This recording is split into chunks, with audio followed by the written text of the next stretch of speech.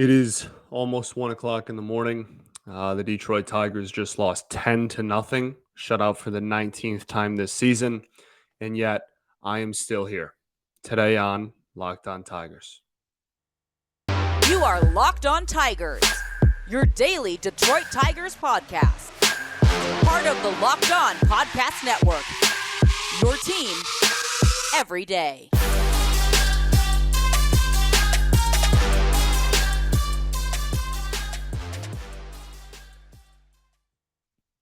What is up, everybody? Welcome back to another edition of Locked On Tigers. I am, of course, your host, Scott Bentley.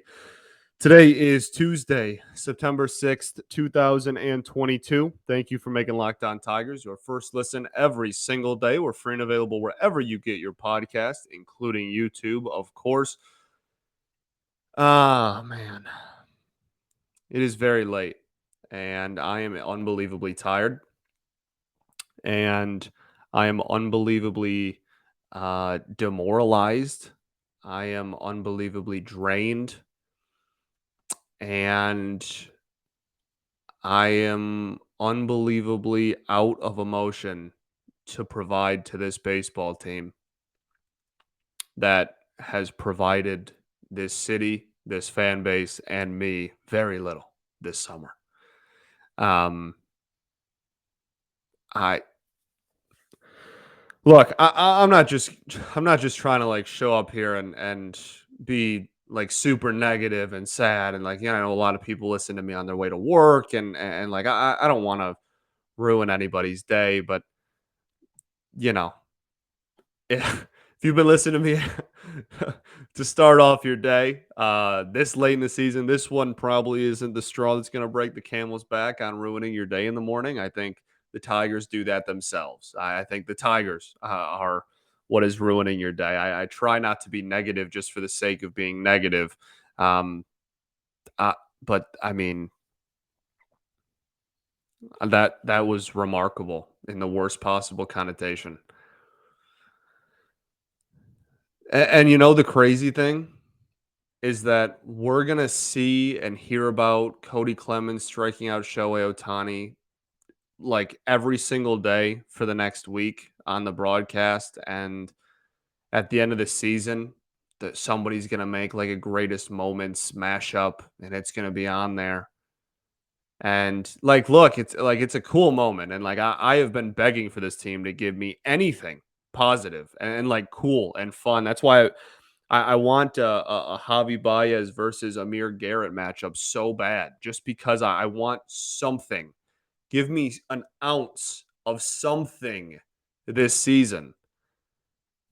And like, I guess they did that, but in a 10-0 loss in which he already had 3 hits and 2 homers off you, and then we're all laughing and giggling in the dugout. I'm sure that made a lot of people happy. I'm numb to it. I'm numb. I've I've been watching, and like I'm not one of those people that's like, oh, if you're not on the field playing baseball, you have to be practicing and in the cage and like working. You're getting paid millions of dollars. You got to be working on your craft 24/7. Not one of those people. This is a job, and these people have lives. But I can't imagine the entire dugout kind of goofing around and laughing and nudging each other when it was 10-0. Really sat too well with too many people. I mean, like I said in the cold open, it's 1 a.m.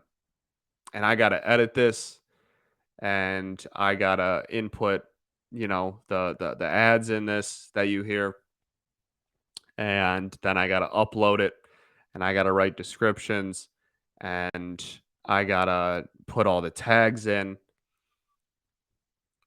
and it's just staying up to watch this. I love my job more than anything. This is not me complaining about my job even for half of a second. This is my favorite thing on the planet, and I could not be more thankful and appreciative. But I am unbelievably tired right now because I stayed up to watch all 9 innings of a 10-0 blowout in which our team was giggling and laughing at the end. Like that's like the optics of this situation. It's just tough, man. It's tough. Shohei Ohtani and Mike Trout are unbelievable.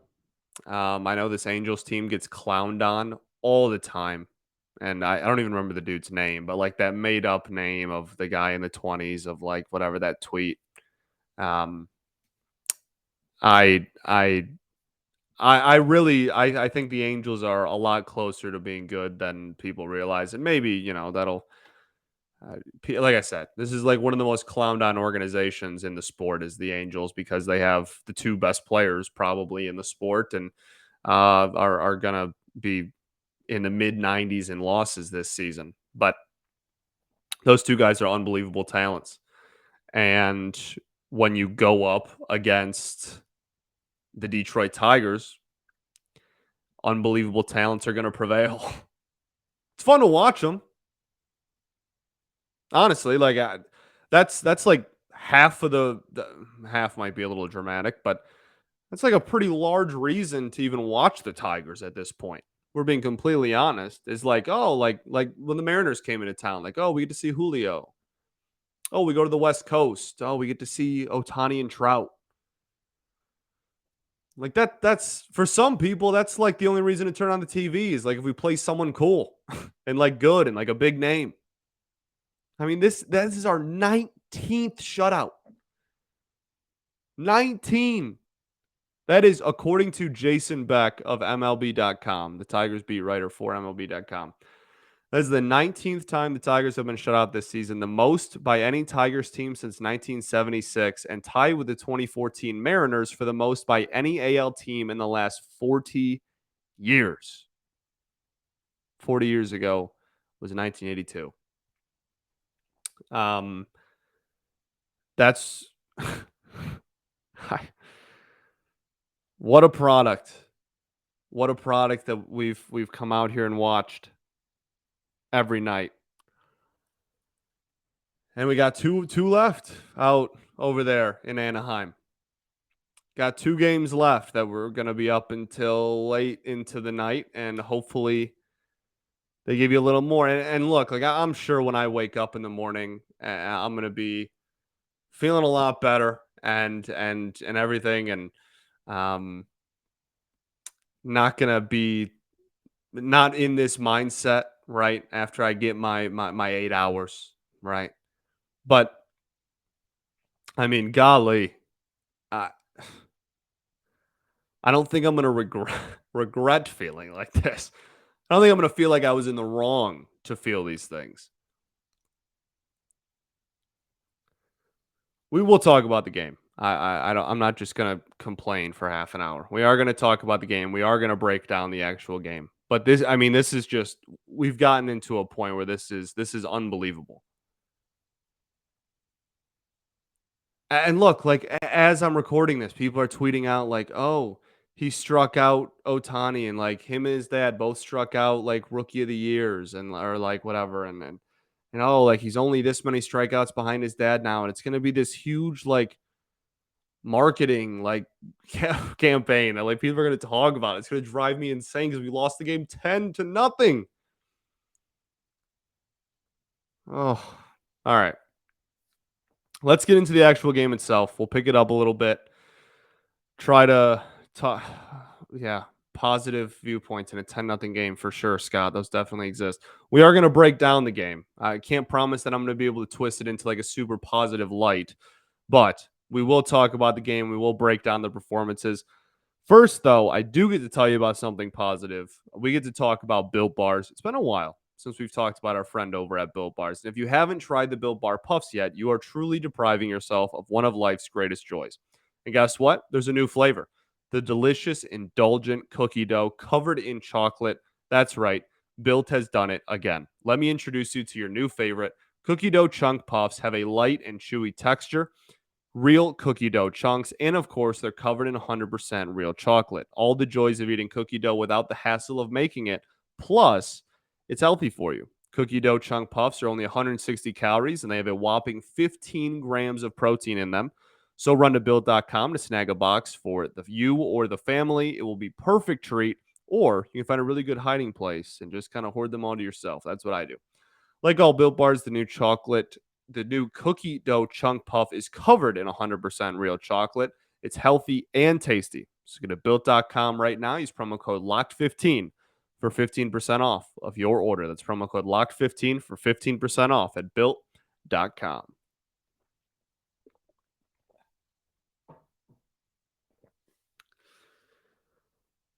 All right, everybody.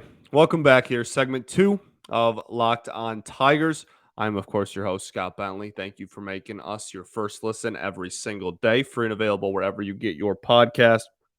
Let's talk about the game itself. 0 runs, 4 hits, 1 walk, 2 walks.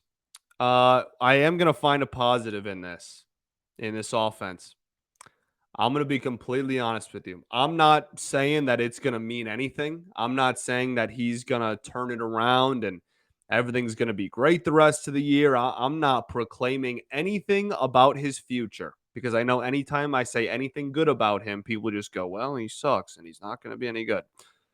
All I'm saying is for 9 innings on Monday night, Monday, September 5th, I thought Spencer Torkelson had 4 very good at-bats. I thought he looked very good at the plate. His hit was really solid contact.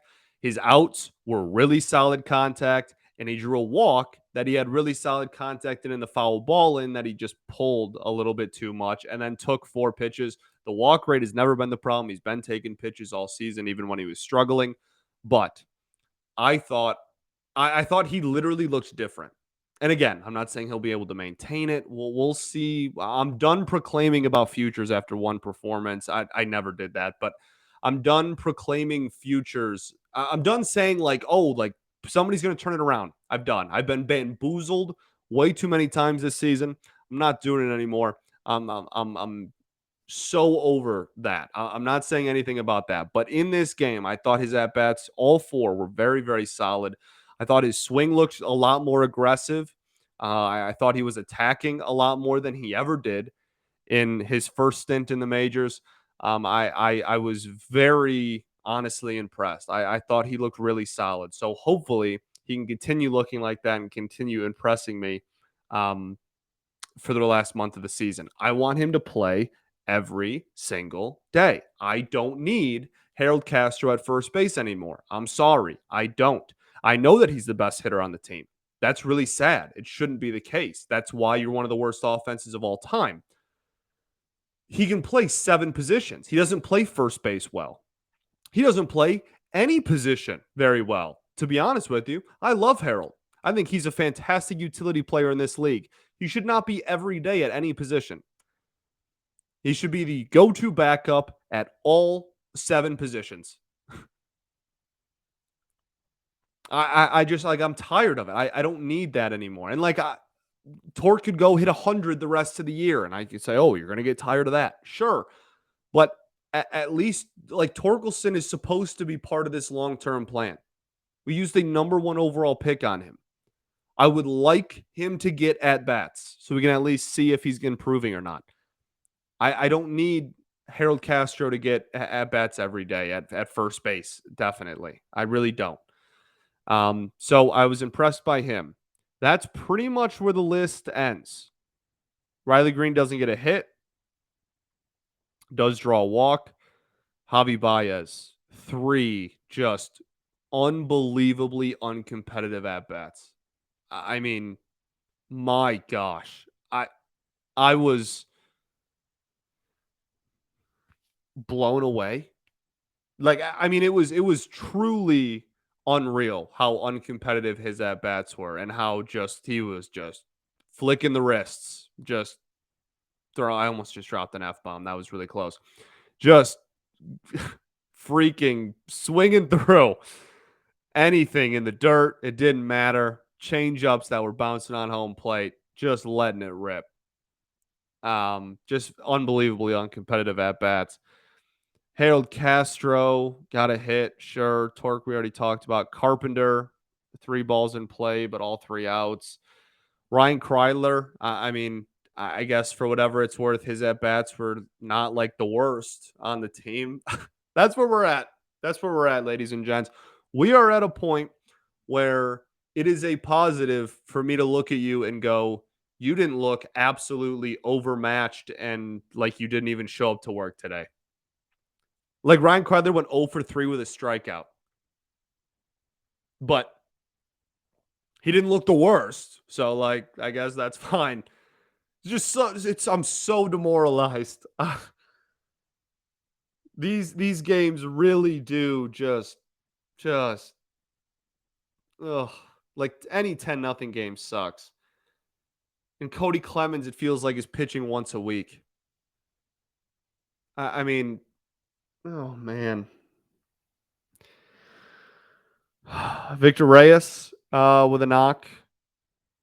Eric Haas, I did not think looked very good. He swung through several fastballs down the heart of the plate, 0 for 4 with 3 Ks. Josh Lester made his first major league appearance. Um, it was not a very competitive at bat. I hope he gets more opportunities. I hope that's not just like, oh, you're going to pinch hit once in a blowout and that's kind of it. I would like for him to get some ABs at some point. But I mean, that at bat was not even remotely competitive. Willie Castro with a hit, and Willie Castro, you can't hide him anywhere defensively. It's they've tried everything over the last 2 years to be able to put him somewhere where he's not an absolute liability defensively, and he ran 2 of the worst routes I've seen since the 2008 Detroit Lions. Like it was remarkable. And yeah, like they cost us runs, but like we lost by 10. It's not like he cost us the game. It was just frustrating to watch. Javi Baez booted a ball. Willie Castro made 2 horrible plays in the outfield. The team can't get a hit, and we gave up 10 runs. Like there was nothing good about this game. I really I try so hard to find some positives for the remainder of this season, and I try every single day to find something that we can hang our hat on and be like, oh, like the rest of the year we have this, or oh, like next season, like this dude's playing for this, like this is something to watch. This had nothing. This was just a game where you're going to stay up until 12:30, 1 in the morning, and you're just going to watch the team you love more than anything just get throttled. All right, let's talk about the pitching. Yeah, let's talk about the pitching right after this.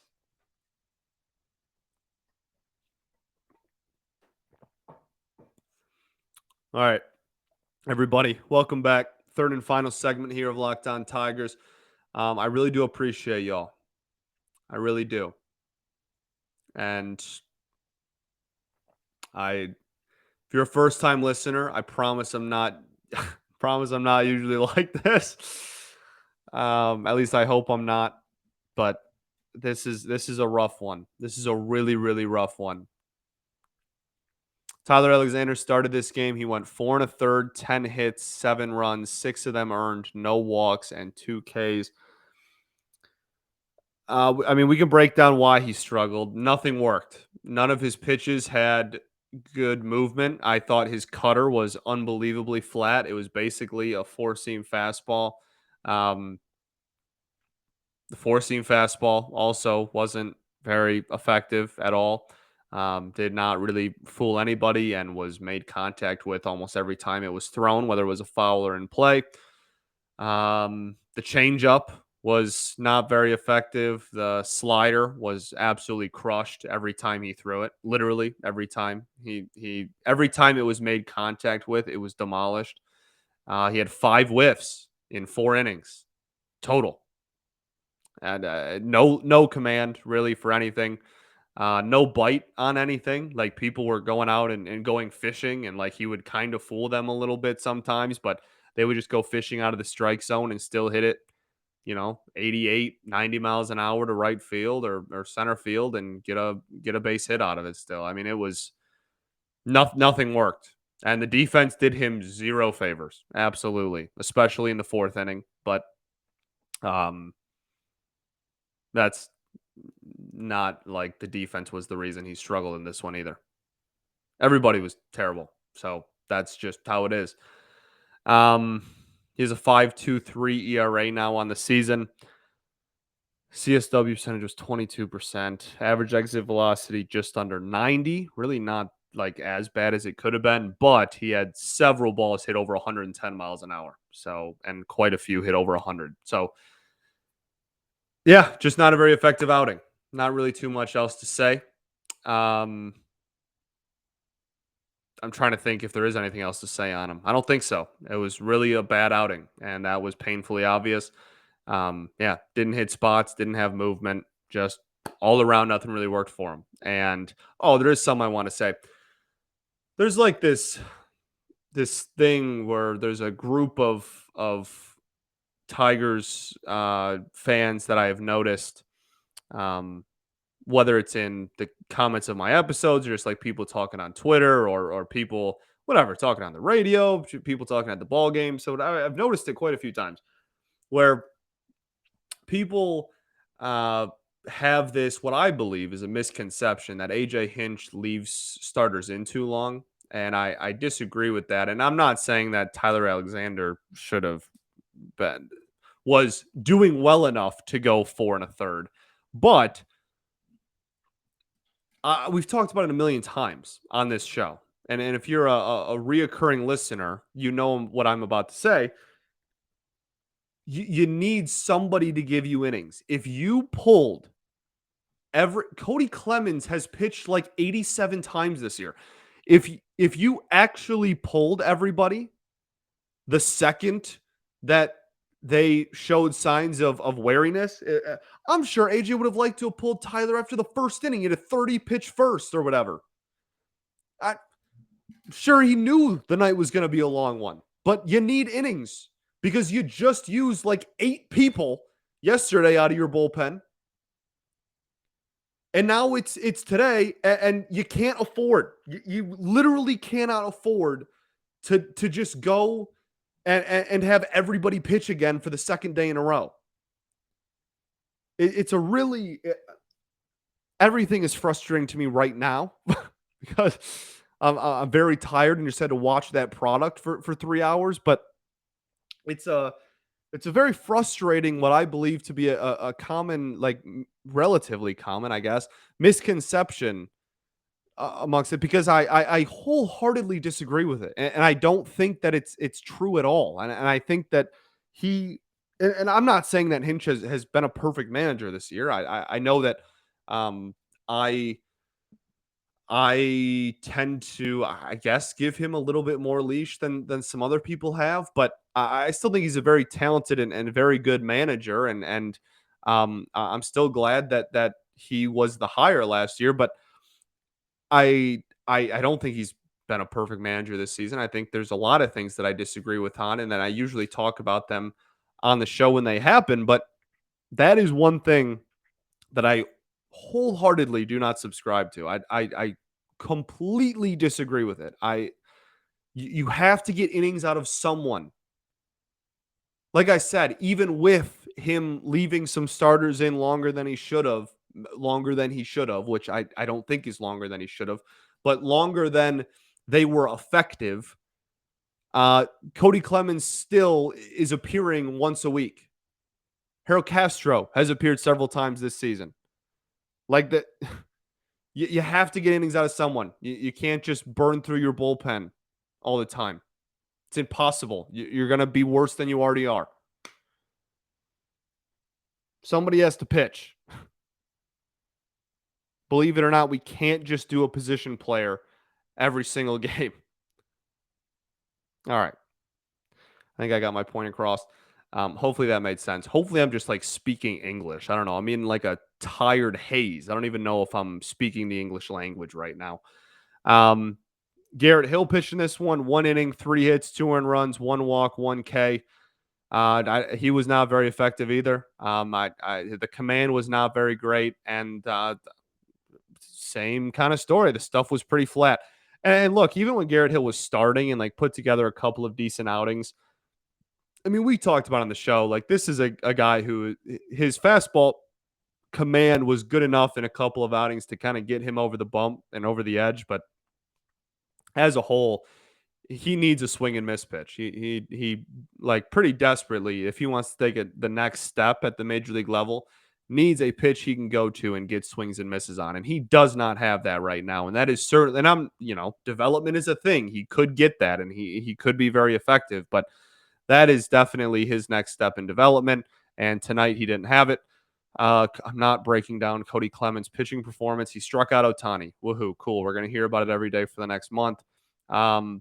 Luis Castillo, the other Luis Castillo, I think is what Chris Castellani calls him. 1 2/3, no hits, no runs, no walks, 3 Ks. This is a bright spot. We found one. And I'm not saying it's a long-term bright spot even. But in this game, we found a bright spot in this game. I thought Luis Castillo was very, very good. He had the one pitch get away from him, and Mike Trout pretended like it hit him, even though it hit his bat. So he had that one pitch that really got away from him, and his command was not perfect. He didn't walk anybody. He didn't give up any hits in almost 2 innings. So that's good, but it was not perfect. He was going deep into counts some batters he was going a lot deeper than I thought he should have been, but hey, man, 5 whiffs on 23 pitches. That sinker moves, and that slider bites. That he has good stuff. It's just a matter of whether he's going to be able to consistently get the command down enough to be able to take that next step. But genuinely, I was very impressed. I really liked watching him pitch, and it was probably the most engaged I was in the entire game after the second inning, to be honest with you, after the third inning for sure.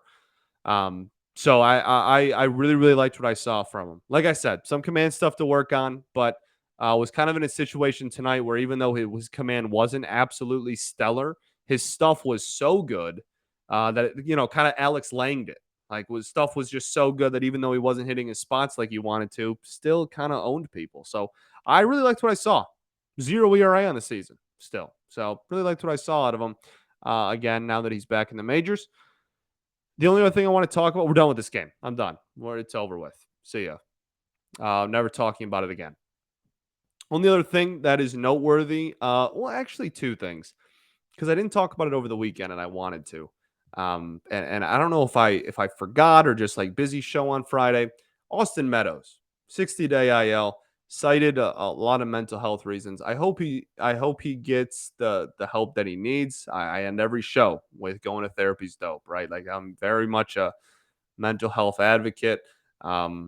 And I very much hope that that he gets the help he needs and gets into the right mindset. And he seems committed to playing for the team next year. It certainly adds to the list of very not strange, but unique circumstances that Tigers and/or Tigers players have been put in this season. That's not something you see every day, and I know that caused a big reaction out of it on Twitter and whatnot. Everything gets a big reaction on Twitter. I don't really care. Um, it's just I really feel bad for the guy. I mean, that's I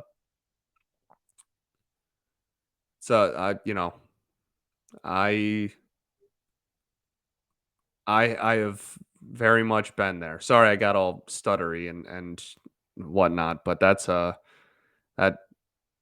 that's a dark place to be in. And I don't know exactly his situation or what's going on, but there's some, that can be a really tough thing to deal with. Feeling that way to the point where you don't even want to do your job and get up and go through all that. That's a tough thing to be in. So Hope he gets the help he needs. I fully support him. Hope he gets physically right too. I mean, he's got a lot of stuff happen to him physically this year. I mean, vertigo, COVID, the Achilles thing. I just hope he takes the offseason, just gets right, and can just come back next year and be that dude that we traded for. That would be, rooting for him for sure. Okay. Now, the last thing I want to talk about, we got that out of the way. Talked about that. I forgot to over the weekend. Not really sure why. Joey Wentz will be returning to the majors. He will start, I think they said on Friday. I think he will start this week. I know for a fact. And Joey Wentz is going to be a part of the rotation for the last month of the year. So there you go. Joey Wentz, I'm kind of starting to get my wish a little bit in the sense that I just want as many of the minor leaguers and as many as the kids to get an opportunity as possible. That's where we're at in the season. So I'm all for it. I'm even if he gets rocked every single start, I don't care. I would rather see a prospect come up and get rocked and know, hey, he doesn't have it. He's no longer part of the long-term plans. That answers a question. Seeing somebody who's like in their late 20s, early 30s that you're not bringing back next season and just watching them go on and give up whatever, like 3-4 runs every day. I don't need that. Starting pitcher's a little different because like I said earlier, you need innings. So like I'm okay with Drew Hutchinson or whatnot, still getting opportunities. But for the most part, man, I want especially on the offensive side of the ball. But I'll gladly take Joey Wentz. I think that's all I got for you. Thanks for making Locked On Tigers your first listen every single day. For your next listen, be sure to check out, drum roll, please. Oh, yeah, the Ultimate Pro Fantasy Preview 2022, an 8-episode extravaganza to get you ready for the NFL season. The local team of experts on Locked On Podcast Network, plus a betting angle from Lee Sterling of Locked On Bets, all combining into one ultimate NFL preview. Search for Ultimate Pro Football Preview 2022 on your Odyssey app, YouTube, or wherever you get your podcast. Okay, that's all I got. We're done. We're going to pretend like this game didn't happen until tomorrow when we, might lose again, and it might be by a lot. So we'll see what happens. I'm really sorry if this was like super pessimistic thing or whatnot. Not my goal, not my intention, but you watch all 9 innings of every game for this team and then talk about it after every single game for 162 games and don't have a night, at least one, where you're just not absolutely fed up with the product that you've seen all year. I think it would be very hard to do. I know it's very hard to do. I'm living the life. So we're back tomorrow though, as always. And at the end of the day, I'm a sucker. I still love that team more than anything and love talking about them more than anything and would chop it up about baseball with anybody on the planet at any time. And love this. Even though I'm very tired and I'm going to bed. Peace and love. Going to therapy's dope. I'll catch y'all tomorrow, baby. Go Tigers.